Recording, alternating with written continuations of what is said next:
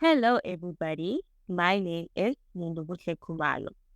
Today, I'll be recording a quick video showing you the difference between an AR invoice versus an order entry invoice. So, we will be creating an invoice and order entry and then creating another invoice under accounts receivable and going through the differences as we do this. I will be using the sales demo company called Skyline to display this. All right, so let's get right into it. So as you can see, currently we are on top level. So for us to post an invoice, we need to be on entity level. So today we are going to use this entity called 750 Skyline Holdings.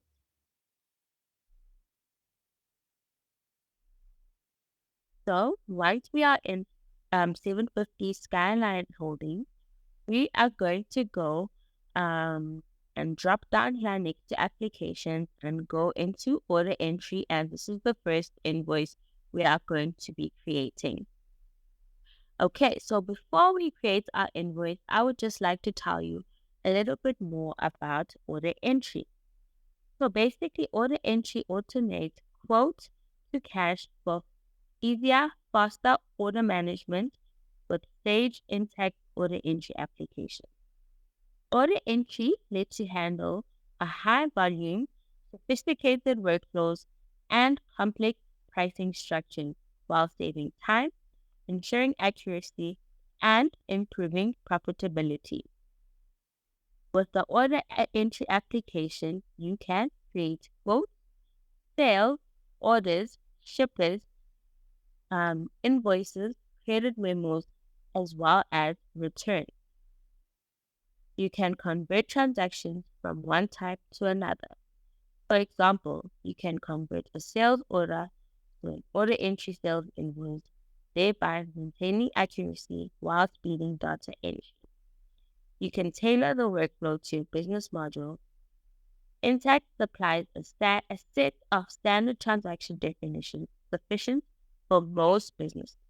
You can also customize these transaction definitions or create new ones. So, other key features for order entry include calculation. You can easily compute discounts, shipping, handling, and other charges for each transaction using flexible subtotals. So, I hope all the information I've just told you gives you a little bit more clarity about what can be achieved under order entry. So now we'll be creating a sales invoice so you can see what the sales invoice under order entry looks like. So let's click on sales invoice and add sales invoice. All right, cool. So this is what it looks like with no information captured as it.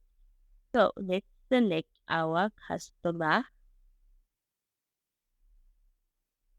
Okay, there's no project, so we won't be adding any project under here. This is our payment term and our due date. So as you can see, the payment term automatically selects because it has been set up like this in the workflow to make capturing easier for us.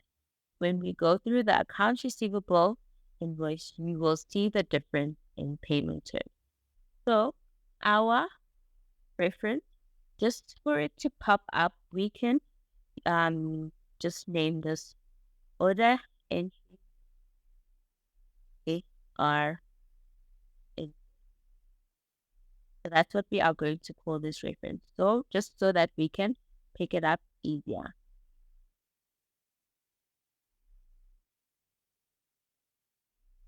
And we don't have a message, so we can just leave that blank. So let's select our item. We are going to use C today and just look. Once we select C, it automatically suggests a price because we've set up the system like that.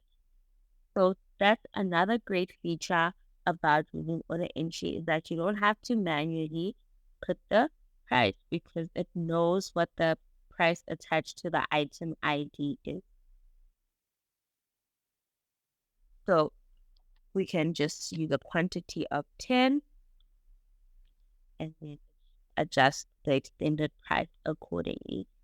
250, and it calculates the tax, which is automatically selected as well.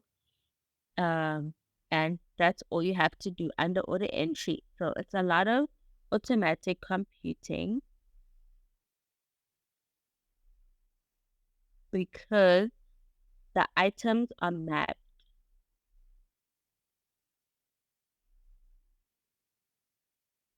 Right. So let's post that.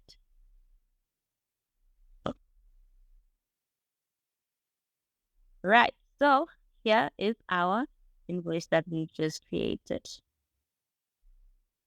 There you go. So we are done. Now we can move to the order entry sales invoice. So under application, we are going to move to accounts receivable, and there is our invoice.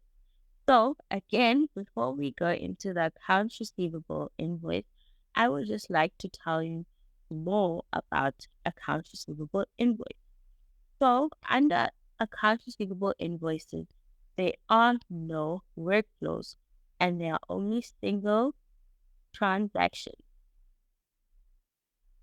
When you enter data, it's by GL account.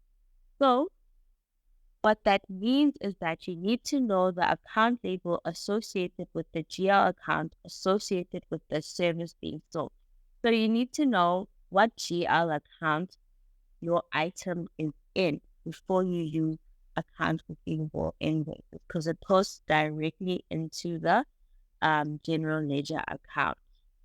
So let's go into it so you can see what I'm talking about. Let's add an accounts receivable invoice. Right.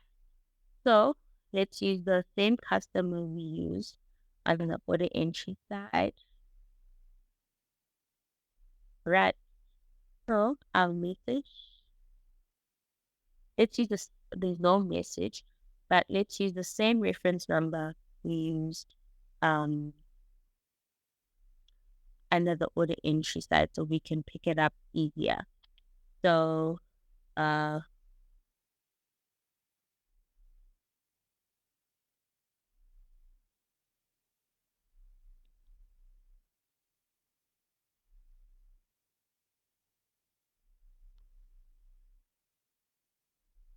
there's no message, there's no description. So if you remember on the order entry side, the term was already selected and mapped to our customer. But because under accounts receivable things are manual, we are going to have to select our own term. So we select 30, and that's only when it calculates the due date. So as you can see under entry, now we have to select account. We cannot select a specific item because under accounts receivable, it posts directly into the general ledger account. So you need to know in which general ledger account your item is in or where it is located. See, and as you can see, the transaction amount doesn't automatically populate. You have to also populate that yourself. So I would think that order entry is definitely a quicker way of entering data. After you have selected the department as well as the tax detail, whereas under order entry, the tax detail was already associated with the item as well as the customer. So standard rate output, that's only when it calculates the transaction, and you can only create one entry at a time. So as you can remember, under order entry, we made the quantity to 10, but under accounts receivable, you have to create one transaction at a time. You cannot uh, select a quantity of 10 with one line item. You have to manually create the amount of entries that you want. So after this, now we can post. So here is our invoice that we just posted because it's only got 2 entries. So I hope that's given you a little bit more clarity in terms of invoices and in terms of what you can achieve in order entry versus what you can achieve in when you're posting directly into accounts receivable. Here's another table with the differences between order entry and account receivable.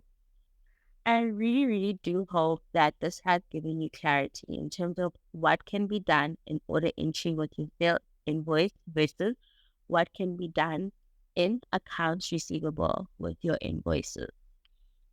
Thank you for watching this video, and I hope you'll be able to read these differences and also understand, and I hope they give you a little bit more clarity.